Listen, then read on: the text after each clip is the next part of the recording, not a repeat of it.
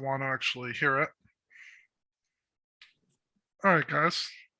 I guess we'll get started. If anyone else happens to join in, they could join in as we'd like. So a few questions that I got from other members. Let me go over that first, and I'll describe a few of the things that I'm looking at. And then you guys can feel free to ask any questions that you have, okay? So one of them said, how do I use the intraday mood indicator to support where I decide to do the 0 DTE in terms of the call credit spread, put credit spread, or iron condor? I'm gonna share my screen real quick. And to be honest, I don't even use this too much anymore. Let me lower that. Josh knows that I have BBIG on my radar like nonstop.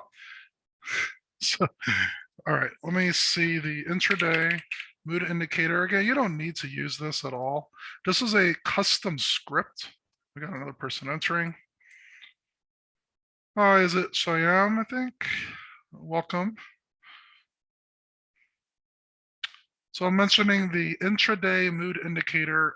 I could send you a link to how to download this on Thinkorswim.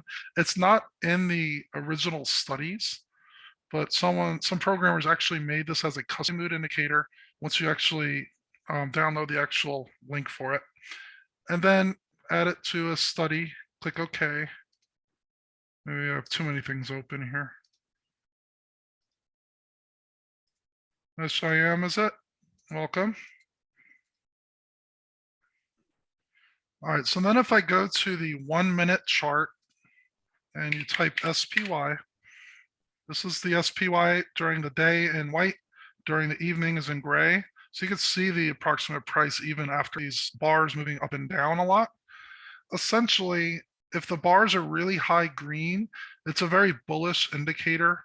It looks at different sectors of the S&P 500. So it looks at XPF, which is the financials, XPE, which is the energy, and so on. And it pretty much averages a lot of those individual sectors to see how they're doing. And it also looks at the stock price. So if you see a lot of green here, that's very bullish. And that means that you probably don't want to take a call credit spread, another bullish trade, because there's a good chance it might continue to go up. And then if I see quite a bit of green here, I'm probably only going to do the put credit spread, where I'm essentially taking a bet that it won't fall a dramatic amount. When you see the small amounts of red, like when you look at yesterday, there was a lot of red here. That was when the market was dropping. And red means you probably don't want to take a put side and a bearish trade because there's a good chance it might continue to drop. Like think about if you took a put credit spread right here and then it dropped all the way down here in about 45 minutes to an hour. So the red means you would probably only take a call credit spread. What's neat about it is right here, it's a little hard to see it, but in blue it says fast calculation method. This essentially will show call credit spread, put credit spread. The yellow means that there's pretty much indecision in the market and it's going to be an iron condor at that point. So that's how you could use it. But to be honest, I don't even really use it much anymore. If I'm still a little bit confused about what side to go on, if I want to not necessarily do iron condor, but do put credit spread or call credit spread by itself, then I might use it. But what I tend to do is I look at the futures market. So one way you could do that is type \ES. And this is the futures for the S&P 500. These you could trade pretty much 24 hours a day. There's only about a 30-minute break right at close. But you could technically trade these futures right now if you wanted to. And what I do is I look at the futures in the evening. One of the first things I do when I wake up, besides actually waking up and drinking my coffee, is I'll type in \ES on my phone and then see, is it dramatically up or dramatically down or pretty much near break even right before that open. And that's what I usually try to disclose on the channel. I might say futures slightly up, futures slightly down and whatnot. Obviously that could change. If you look at today, it looked like it started quite a bit up. And then about 10, 15 minutes before close, it looked like it was going down. So in that case, I decided to go iron condor because it wasn't dramatically down, but it was just slightly down. So that's how I use that intraday mood indicator. How do I pick the delta between 5 to 8? He also asked. Depends on what the premiums are. Typically, if we look at, say, SPY, I'm going to look at the sold call or put that pays at least 15 or so dollars. Obviously, this is middle of the night, so these numbers aren't very accurate. But if you went to, say, 0.05 delta right here, you're looking at around 402 strike price on the put side. And then if you go 5 with, you want this bought call or put to be very low in price. So if you go to 397, press Control click, you notice that this option is only $6 or $7. So that lowers significantly the amount of money you have to put into the buy side. In this case, this will be a $14 credit. Obviously, this could be different in the morning, but $14 on the put side is a pretty good premium for the day if I'm just taking one direction. If I want to do Iron Condor, you're going to go to the call side. I usually look around 0.05 delta. So around 430 to 435 or so. Notice how the 435 is really cheap, $2 to $3.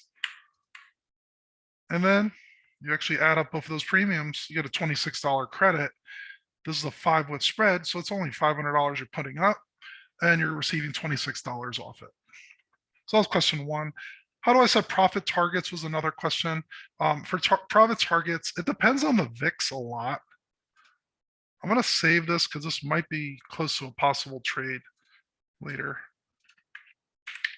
The VIX is pretty elevated, near 30.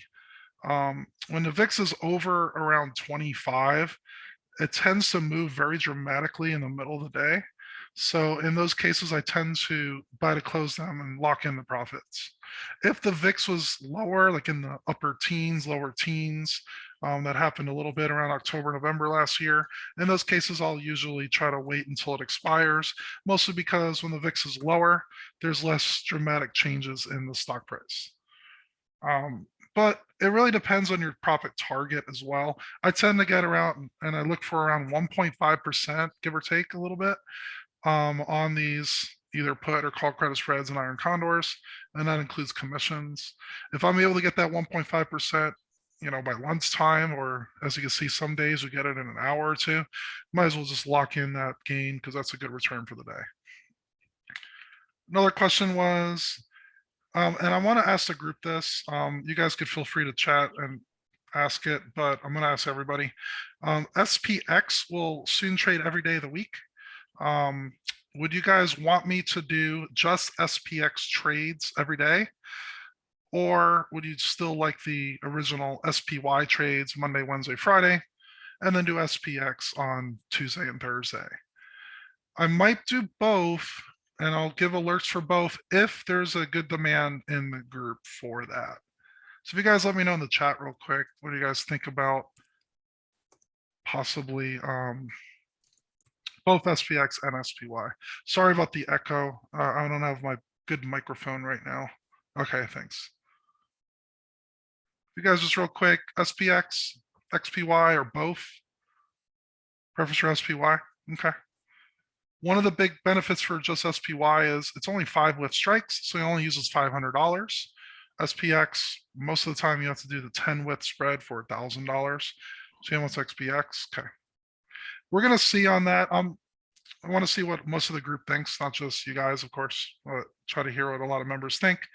I don't think I'm going to personally trade both SPX and SPY the same day, but I might happen to give alerts for both, and then maybe I'll paper trade one of them and actually trade the other. Okay. All right. Last question I saw so far. How do I decide how many contracts to trade? That's a little bit of a personal preference. It depends on your risk tolerance. So I'm going to unshare here. So risk tolerance on that, it depends on what your account size are, depends on how much risk you're willing to take. In general, these 0 DTE are a little bit riskier, I think, than the longer dated, month, 2 month trades. So what I would recommend is, go ahead, Shyam. I'm sorry. That's okay. So in terms of like percentages, I'm only doing between No, it's not 5. on video. Oh, So I only do between about 5 to 10% total of my account on the SPY My trades. microphone was hot. You right, Cheyenne? I'm sorry, I'm trying to disconnect my microphone. Oh, it's okay. I can mute you if you like for now, and then unmute. We'll try that. Okay. I wasn't trying to be rude, but it'll be easier to just press mute there. In terms of SPX and 0DTE, I personally do between 5 to 10% on any one day of my total account size. And some people might be okay with a little bit higher percent of their total account with that. Just be aware you could get 3x stopped out at a pretty high percentage. And because of that, it could be pretty difficult to get back if we happen to have a few losses in a row. So you got to be careful of that. All right, so those are all the questions. Now we could leave it open for you guys. David said if you're trading every day, you need to count over $25,000, don't you? Technically, yes, for every day, you would need to have over $25,000 for the pattern day trader rule. And that rule essentially says you cannot do more than 3 0 DTE type trades in a week of trading. So if you take a 0 DTE Monday, you could take a second one Wednesday, you could take a third one Friday, and that's pretty much it for the week. If you do a fourth trade during the week that buys and closes, sorry, buys and sells, or sells first and buys during the day, that would count. And then you could actually be locked out of your account for possibly 30 days, I think is like the first warning that they give you. So a few little ways around that. One is 3 days a week, I think is perfectly fine to be doing that strategy with, because 3 days you could get a pretty good return off it. I mean, you could get at least 1.5% 3 times a week.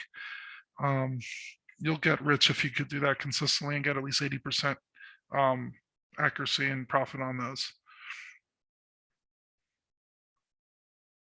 David, do you want to speak up a little bit?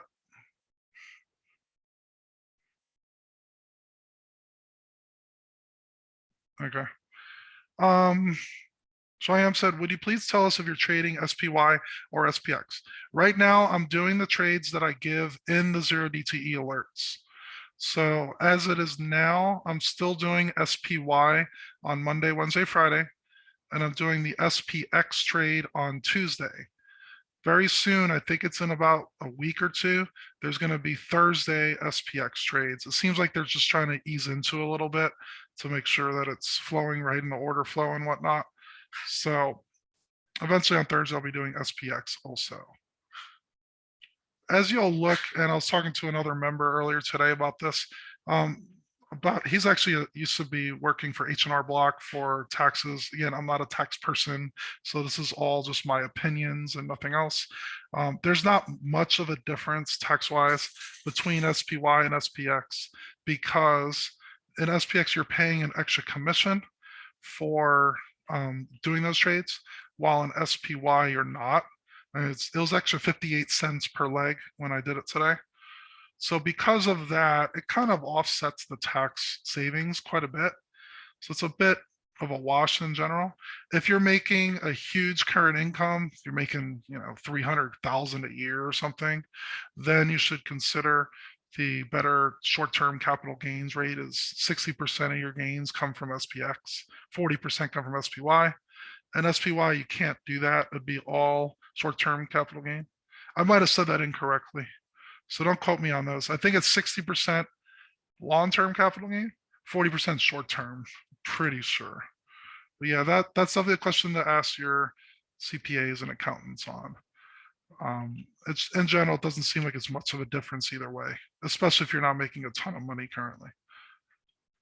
But even if you're making 150 grand, 200 grand a year, it still doesn't seem like it's really, it's pretty negligible in my opinion. All right, anyone else in here have any general questions that you have? I'll unmute you guys if you want. You could type it in the chat as well.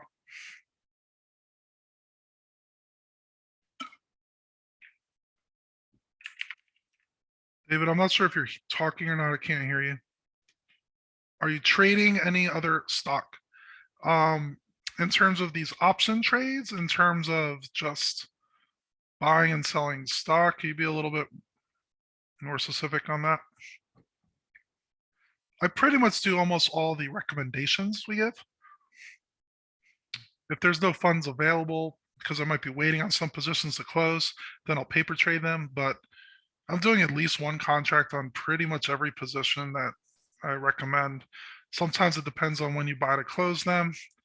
Sometimes it takes a little longer to buy to close it and then get your funds back so you could do another one. I was just wondering if you did any other, other like AMC or anything like that, or any other stock that you're using the same strategies. Good question. BBIG, I know Josh knows quite a bit about that. We've been chatting a lot. I'm pretty bullish on the stock called BBIG. They do low motif. That is a TikTok type competitor. It's more of a social media type app, and it's very similar to TikTok in almost every way. TikTok is currently banned in India because of privacy issues. They're worried that they're stealing a lot of information, but TikTok is not banned in India. Sorry, low motif that is run by BBIG is not banned in India, so they're trying to make a big presence there. They also acquired AdRiser. They're an advertising firm to help them monetize it. And they're also doing some cryptocurrency stuff. They're actually going to do a spin-off company. It's a very volatile stock right now. It's been moving quite a bit and it's pretty low right now. So if you want to take a small position in it, put it in the chat here. You could consider it. There's a decent chance it might dramatically move up in the next few months. I do own quite a few shares on it, but I also sell covered calls on some of the shares, not all of them. So typically you could sell, right now the stock's around $2.50. It's pretty cheap. You could sell covered calls at the $3 strike price, even $3.50 strike price, and then receive almost 1% a week or so, which is pretty good return. There's other day trading type strategies I'm looking into. They're not very data trader like at all. It's literally buying calls and selling the call within minutes. That's a whole nother avenue I'm exploring right now. I haven't done this with big account sizes and I'm doing a lot of paper trades with it, but it's very different than what data traders is. And I'm only at most maybe doing 2-3% of my account on that stuff. All right, David Durham says, newbie question. So these trades should be placed right at the opening bell. Seems like y'all got filled. I was figuring out how to enter it. Price might have moved some. Yes, in general, the trades that I give are within a few minutes after the opening bell. I think it's a little bit, what's the right word for it? I think it's a little overrated to wait. Some people wait 30 minutes to an hour to see what the market's doing and then get in. But by then you could have lost a lot of the theta decay. I mean, look at today. We closed at almost 2% profit in the first hour. If you waited a while, you may have not necessarily got that. Figuring out how to enter the iron condors, yeah, that'd be something that you want to try to figure out. And when I have time, I'll look into this Tradier platform. I've never actually used it before, but typically you're going to want to sell a put lower than the current price and then buy a put even lower than the sold put. For the call side, you're going to sell a call pretty far bigger than the current price, buy a call even higher than that price. And then that'll be a net credit to your account, not a debit. So make sure that you're entering it right. And then it's essentially an iron condor. You don't want the stock price to be dramatically higher and dramatically lower, because then you'll get close to those sold calls or puts, and then you would probably get stopped out at that point. Which was easy like Thinkorswim. Thinkorswim, some people think is pretty complicated actually. Once you get the hang of it, it's not too bad. And there's some videos if you look on the YouTube page. Yeah, I remember buys on the outside, use it a few years. Good. The reason why we buy the calls and puts further out than what the sold calls and puts are is we're limiting our losses because of that. So essentially the main loss you could have is the width of those strike prices. If you sold a 430 call and bought a 435 call, the maximum you could lose is 435 minus 430. It'll be $5 times 100 shares, so $500. But let's say you didn't buy the 435 call, there's theoretically an infinite loss there, because if SPY goes up to 5,000, you'd be losing a ton of money because of it. So it essentially limits your losses. And also it's very, what's the right term? Buyer friendly in terms of how much buying power you use. You could get pretty good leverage and pretty good returns off small account sizes using 500 bucks for a trade. Any other questions?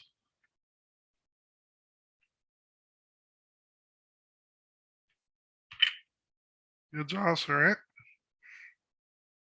Either David or Sam, any questions you had so far? Nope, not here. Sounds good. You can type it on the chat if you want. Let me just quickly on Thinkorswim show how to enter trades. So let's say we're at SPY, we're looking at doing an iron condor. And I'll just pick the 0.05 delta. You want to go on the bid at 402 strike. And this is the put side on the right. Just click the bid. Just say sell. Then you want to go up 5. Actually, it'll be down 5 on a put. So go down to 397. Hold the control key, CTRL key, and then left click.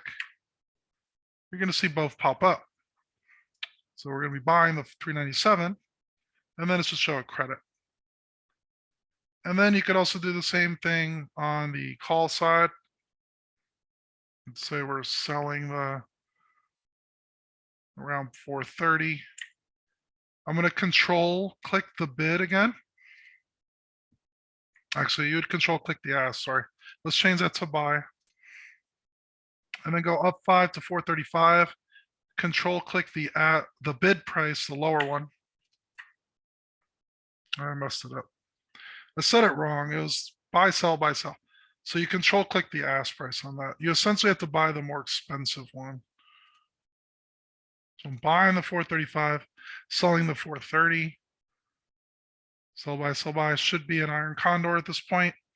It is a net credit of 26 bucks right now. You can leave limit, leave day order, best exchange, confirm and send. Okay. If you only want to do one side of the trade, let's say the market's tanking and we only want to do the call side, control click the ask. Actually, you just click the ask if you want, 15 bucks. Go to 435, control, hold it down, click the bid. Sell buy, and we get a $12 credit. Okay. Now how to place a stop loss order. We go on the paper trade. I don't know if it's going to let me do this yet because it's the middle of the market, but leave any questions in the chat while I'm logging in here.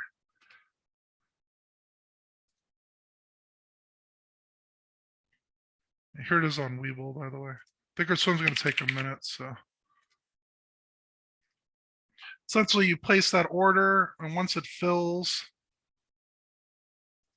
you're going to right-click that order, and then click buy. You want to put a stop order in, and then do it at 3 times the premium receive. So for instance, if you take in $25 on the initial premium received and the credit, you'd want to buy at $75. So it gives us a little cushion if it goes a little against us, but if it dramatically goes like close to our strikes, we're just going to get out of it because you don't want to be losing your full $500 on the trade. That would ruin the strategy. So make sure you definitely have stops in place. And sold puts. I only have about 10 minutes left, by the way. Should be right at the opening bell. Okay. I'm used to entering by the close order and sold puts to get out early. Okay. Yeah, you could do that on cascade puts. That's fine. I tend to close the whole order instead of just one or the other. Some people like to close one and then leave the other open. It gets pretty complicated and it doesn't even seem necessary. Teacher, I'm not telling you my password. All right, so I'm gonna try to do it. Let me do it on paper, and then I'll show how to set up the stop order for it. We only have about 9 minutes left, so if you have any general questions.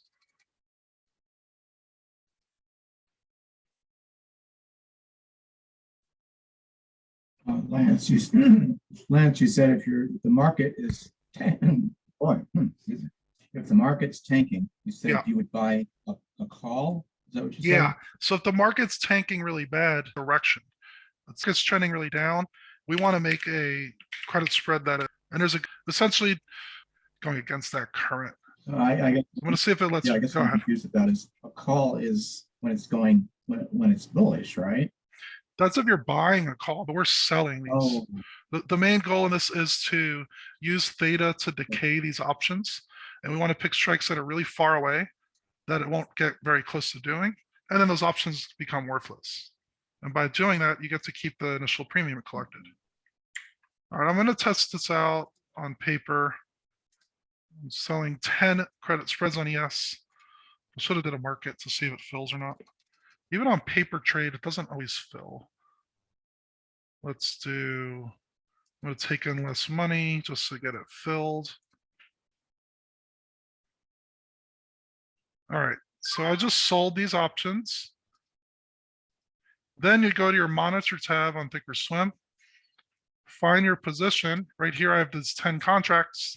I received the credit. I'm going to put a stop loss in. Click one, control click the second. Both should be highlighted. Right click, create closing order to buy them back. Let's say I received $55 for it. You're going to do 3 times that. So let's do $1.50. Instead of limit, you're going to do stop. I can't do stop orders on futures. I forgot. If it was SPX or SPY at this point, you would click stop order. Don't put a limit order because that would fill immediately at the best possible price. So it'd actually get you out of the trade. But otherwise you click stop here and then confirm and send. All right. Are there any other general questions? Only have about 5 minutes. why are you doing it 3 times the price? 3 times stop I found to be a good balance between staying in the trade if it goes against us a little bit and not getting closed out too frequently. So if you set a stop just slightly above what you took in, it could easily hit that and still be a very safe trade. If you go way past the 3x stop, your win rate will have to be a lot higher in order to succeed, because if you take like a 5x stop, you're gonna have to win 5 trades in order to break even on the 1 loss. So I found 3x stop to be ideal in terms of my back testing and trading that we do. $10,000 account and just do 0 DTE and cash your puts. David, you should read the ebook strategy guide. There's an article on percent allocations and risk management. And I could talk to you one-on-one a little bit more about that. But in general, it's up to, you got to base it on your risk tolerance first and see, are you willing to take more risk? Then you could probably do a higher percent of 0 DTE. If you want to be a little bit safer, go for those 2 to 4%, base hits over and over. You could go for those cash secured puts more as a percentage. And I gave some sample allocations based on your age, based on your risk tolerance. But we could definitely touch base one-on-one if you want to go into more detail on that. All right, Cheyenne, thanks for joining. We have about 4 minutes left. Any last questions from anybody?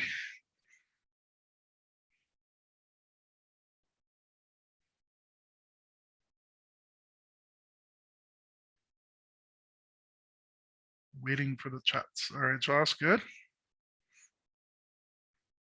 Neither David. Thanks, Josh. I don't have anything else right now. All right.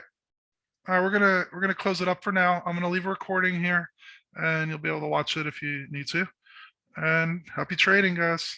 Feel free to DM me at any time. Have a good night, guys.